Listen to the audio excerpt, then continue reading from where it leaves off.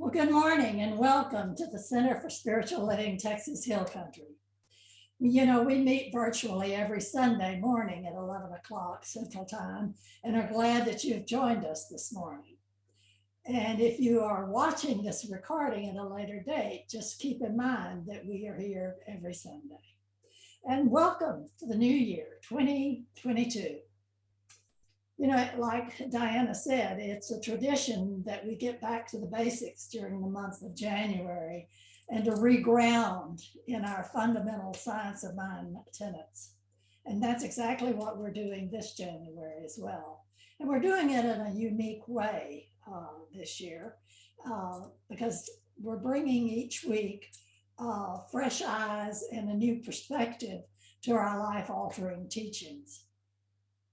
And today we are combining our fundamental belief in the workings of the law of God. And with the modern work of author and journalist from she's a journalist with CNN, and that is a lady by the name of Pam Grout, and her book is E Squared. And I have reviewed this before for us. But we're using it to bring a fresh look to, as well as experiment with the way God's law works in our lives.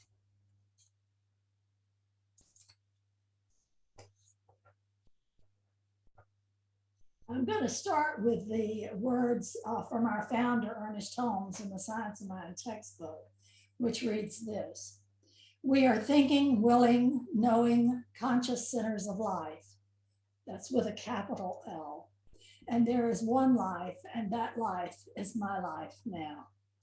Everything is energy and everything is connected. There is no separation. Any energy we send out through our thoughts, prayers, or behaviors radiates out into the whole. Hear what I'm saying? It's all connected. And when you're praying for yourself or someone else, it affects the whole universe because we are connected. I had a client the other day that was saying, I just think my prayers are piddly. There's so much more going on in the world that needs praying for that I don't know that I need. I said, remember this, that when you pray for yourself or when we pray for any one person, it radiates out into the whole. So keep that in mind. It's the prayers that you're doing affects the whole universe. And we are surrounded by and we're immersed in, and there is a flowing through us, which is a creative something, and we call it the law. The sum total of all of our thoughts, our will, purpose, and belief creates a tendency in this law that causes it to react to us. And this is why Jesus summed up his whole philosophy in this simple statement: it is done unto you as you believe. It is done unto you as you believe. And let's look at also the words from Charles Fillmore, co-founder of Unity, in his book on Talks on Truth. Jesus demonstrated the law of God, and his word was with power. He became the Word of God incarnate because he fulfilled all the requirements of the law. And this fulfillment is the privilege of every man. Whoever dedicates his whole life to the supreme good and by devotion, right thinking and right doing and right acting, pure living and pure speaking fulfills the law. They have all the power of Jesus. God is no respecter of persons, but he requires an exact observance of the law to the least jot and tittle. And I want to go back for a minute and let you know that this concept didn't start with Ernest Holmes or Charles Fillmore, and it didn't even start with Jesus.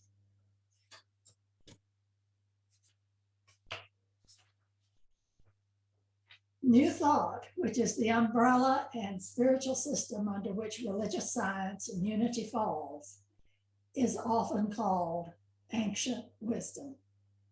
Ancient wisdom. And I'll just give you a few samplings of some of the ancient writings on this topic. In Proverbs 23, verse 7, written mostly credited to Solomon during his reign from 1970 to 1930 BC.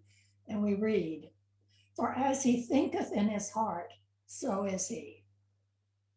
And in Job 2, verse 28, perhaps written maybe about the same time frame, "You will decide upon a matter and it will be established for you." And in the first two verses of the Dhammapada, am I saying that right? Written in the 6th century BC, the Buddha said this: "All that we are is the result of what we have thought. It is founded on our thoughts. It is made up of our thoughts. If a man speaks or acts with an evil thought, pain follows him, as the wheel follows the foot of the ox that draws the carriage. All that we are is the result of what we have thought. It is founded on our thoughts. It is made up of our thoughts. If a man speaks or acts with a pure thought, happiness follows him, like a shadow that never leaves him." And then Aristotle wrote this in 300 BC. "What we expect, we find." And the great Roman poet Virgil in 50 BC. "They can because they think they can." And then we move to Jesus' time in Matthew chapter 9, verse 29. Estimated to have been written around 80, 90 AD. And he said, "According to your faith, will it be done unto you." And in Mark 11, verse 24, it's credited to Jesus as saying, "Therefore I say unto you, whatever things you ask when you pray, believe that you receive them and you will have them." Ancient wisdom. You know, it sounds like there may be something to this idea,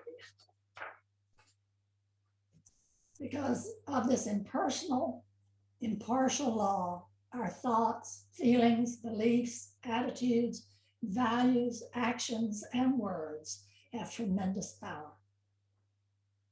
Tremendous power. You want to know just how much power? I'll give you an illustration. 11-year-old Angela was stricken with a debilitating disease involving her nervous system. She was unable to walk, and her movement was restricted in other ways as well. And the doctors did not hold out much hope of her ever recovering from this illness. They predicted she'd spend the rest of her life in a wheelchair. And they said that few, if any, were able to walk again after contracting this disease. But the little girl was undaunted. There, lying in her hospital bed, she vowed to anyone who'd listen that she was definitely going to be walking again someday. She was transferred to a specialized rehab hospital in the San Francisco Bay Area. And whatever therapies could be applied to her case were used. The therapists were charmed by her undefeatable spirit, and they taught her about imaging, about seeing herself walking. And they thought if it would be to do anything else, at least it would give her hope, something positive to do in the long waking hours while she lay there in the bed. Angela worked hard as possible in her physical therapy and in whirlpool and in the exercise sessions. But she worked just as hard lying in her bed, faithfully doing her imaging and visioning and visualizing herself moving and walking and moving. And then one day, as she was putting every ounce of concentration and energy into imagining her legs moving again, a miracle happened. Her legs didn't move, but the bed did. In fact, it began to move around the room. And she screamed out, "Look what I'm doing. Look, look, I can do it. I can move. I moved." Now, it seems that at that very moment, everything else in the room was also moving, and people were screaming and running for cover. Equipment was falling and glass was breaking. You see, it was an earthquake. But don't tell that to Angela. She's convinced that she did it. And only a few years after that incident, she was back in school on her own two legs.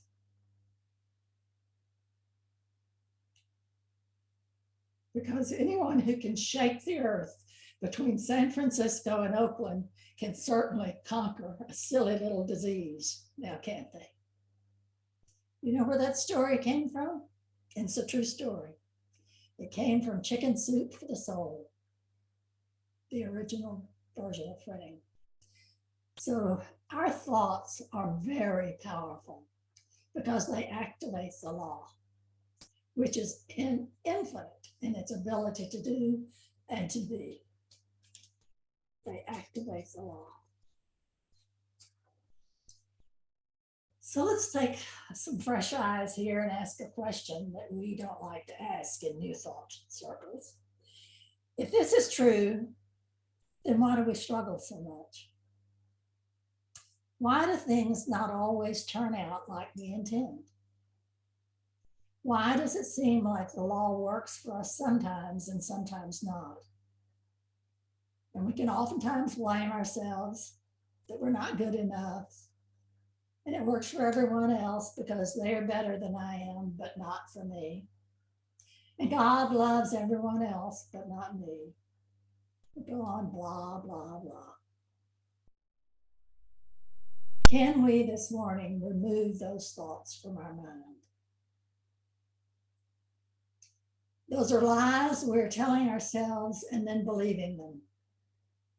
You know, we talked about this last Sunday as well, not just in case you didn't quite get it. Let's actually do something here. Take our blah, blah, blah that we're going on in our heads and envision it in your lap. Put your blah, blah, blah in your lap. And now wad it up into a ball.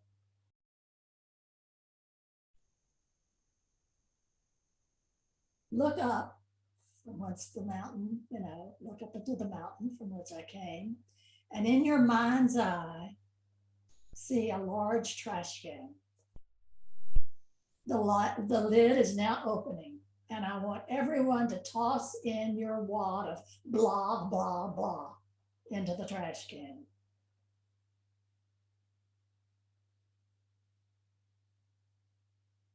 Slam the lid to the trash can and throw it away as your trash can away. Good riddance, it's gone. All that blah, blah, blah is now gone. You've emptied your mind. And now that that's gone, let's look at the fundamental problem. And I like the way Pam Grant addresses this in her book, E Squared. If you've read The Secret or been in metaphysical spiritual circles for any time at all, you already know your thoughts create your reality, that there's a power in the universe that can heal and that you and you alone design your own life. Unfortunately, there's still this tiny little problem, this one itty bitty catch. You don't really believe it, not fully. Most of us are like the woman who wished to test the idea of moving mountains with the faith of a mustard seed. So she spent the entire night praying that the mountain would move and cultivating her faith.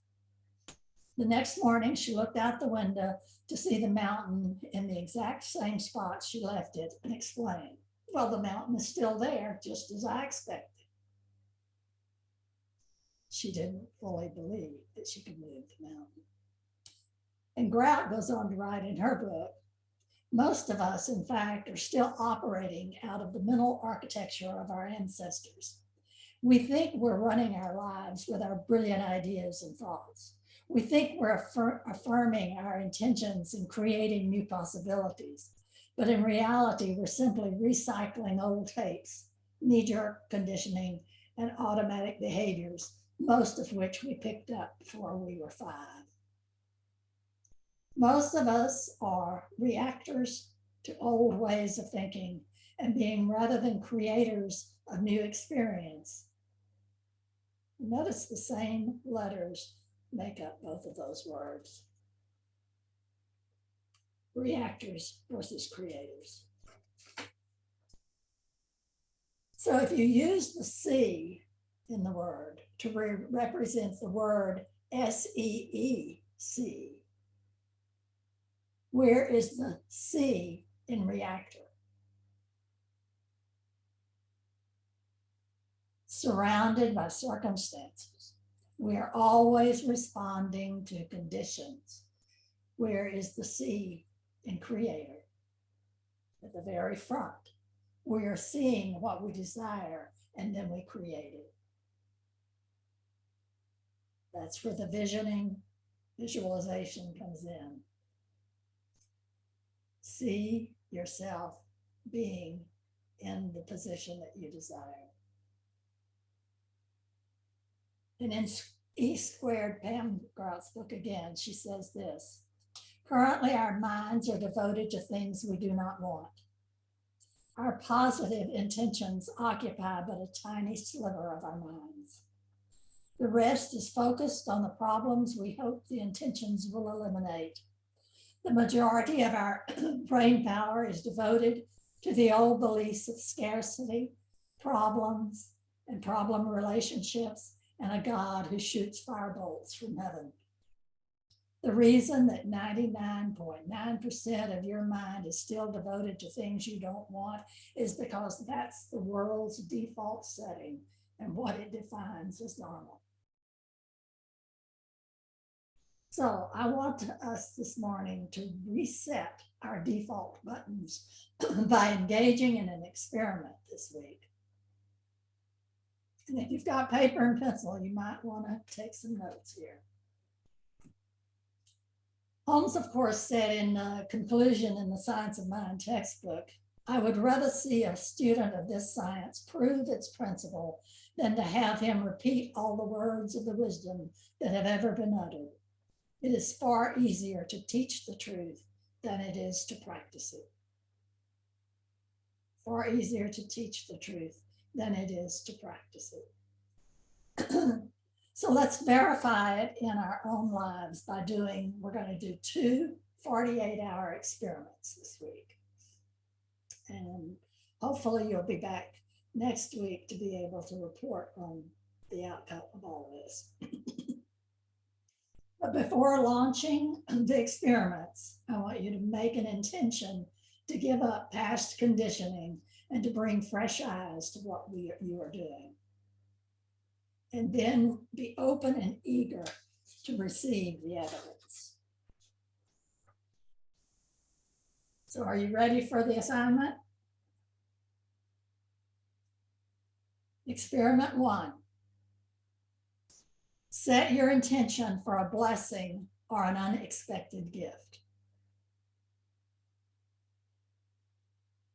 Give it 48 hours to appear.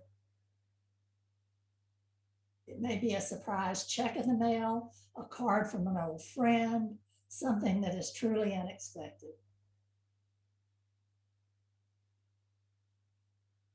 Don't specify the blessing, but make a clear intention and a concrete deadline of 48 hours from when you begin. And we can suggest that it's now that you're beginning. So you can date and time your intention that you will receive that you will receive an unexpected blessing or gift this week.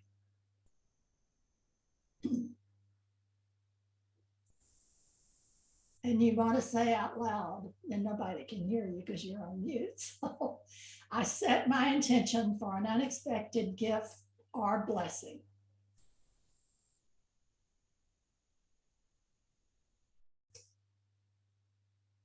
And it is so clear, I will not miss it. I can't possibly miss it. It will be so clear, I can't possibly miss it. Say that to yourself too. And just realize notice, how do you feel about proclaiming this? Do you feel a bit antsy, wondering if you're being selfish, or doubt whether it's appropriate to ask for something good? This feeling provides telling insights about yourself and where you're coming from. Maybe you believe you don't deserve a gift. And that thought sends signals to the energy field that is in the law. And it can block.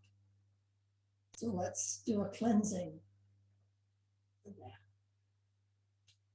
Perhaps you think it's only appropriate to ask for something you actually need. That signal, too, is being radioed to the energy field. To do this experiment properly, you must set aside those types of ideas. You can take them back when the experiment is over if you want to, but suspend with them in this particular situation. And after you do that experiment, I have a second experiment for you. The second experiment is for 48 hours, you're going to actively look for two certain things. After you've received the unexpected blessing or gift, you're starting the next 48 hours, the next experiment. For the first 24 hours of this experiment, you're going to look for green cars or some other color if you desire. Or you could say, I'm going to look for a certain type of car. But I'm putting it as green cars. And here's your conscious intention. I hereby intend for the next day of my life to see green cars. So write that intention. Now, nothing special is required. Just keep your eyes open and make the intention. And then notice how many of the green cars you spot. Count them, keep count of them. It may be in a picture, it may be on the TV, it may be actually on the road, but how many green cars will you see in that 24-hour period of time? Now, in the second 24 hours, you're going to make an intention to find butterflies, or maybe purple flowers, feathers, or something specific like that that you don't normally see a lot of. But I'm putting in butterflies. During the second 24-hour period, you're going to make an intention to find butterflies. And your mission, now I'm going to sum it all up. And again, remember, they could be in a picture or a magazine or on the TV or what have you. And I can remember the first time I did this experiment, I was a patient in the hospital and experimenting with these types of things. And I said, well, there would be no way I'll see butterflies. When a TV program came on and thousands of talking about butterflies and the migration of butterflies. So you never know where you're going to see it. So your mission for this week, experiment number 1, is declaring an intention for an unexpected gift or blessing in the next 48 hours. And then after that 48 hours is up, experiment number 2, the first 24 hours is green cars, looking for seeing green cars. And remember, you say that intention to yourself that morning. And then the second 24 hours, we're going to look for butterflies.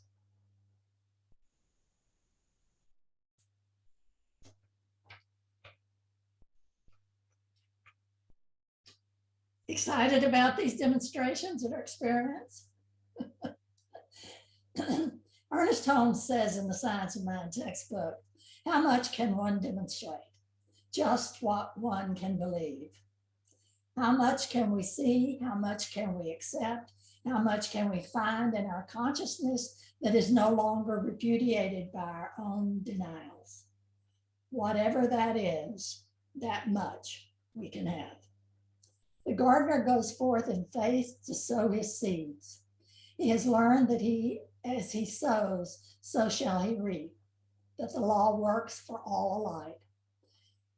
We must accustom ourselves to the concept of the impersonalness of the law, the availability of the law, and the mechanical accuracy of the law.